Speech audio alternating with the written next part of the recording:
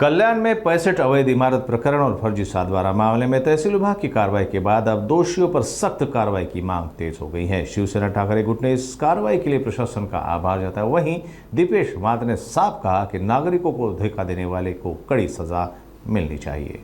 65 इमारतींसंदर्भात कल्याणचे प्रांत अधिकारी यांना शिवसेना उद्धव बाळासाहेब ठाकरे पक्षाकडून निवेदन देण्यात आलं होतं की जे बोगस सातबारे व बोगस एनए डॉक्युमेंट्स बनवणाऱ्यावर गुन्हा दाखल करण्यात यावा।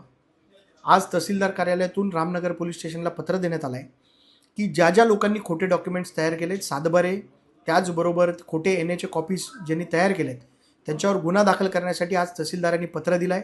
मी प्रशासनाचे, तहसीलदार कार्यालय आणि प्रांत कार्यालयाचे आभार मानतो की त्यांनी हे पत्र दिलेलं आहे आणि आज जे सातबारा खोटा किंवा एनए डॉक्युमेंट्स खोटे हे सगळे तयार करणारी जी लोक आहेत त्यांच्यावर आज गुन्हा दाखल होतोय आणि लवकरच त्यांना अटक होईल अशी अपेक्षा मला प्रशासनाकडे